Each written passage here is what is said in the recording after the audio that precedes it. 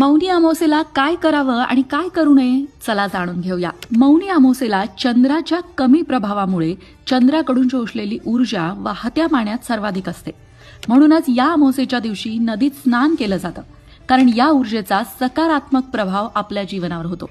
मात्र या दिवशी काय करावं आणि काय करू नये हे जाणून घेऊ.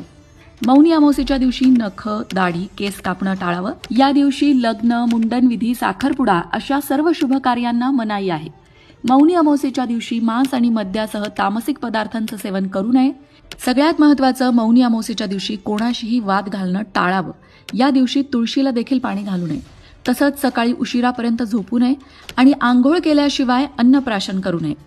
यावर्षी मौनी अमावस्या 29 जानेवारीला महाकुंभाच्या काळात आलेली आहे आणि या दिवशी केलेलं दान, तप, स्नान या सगळ्याचंच महत्त्व अनन्यसाधारण आहे.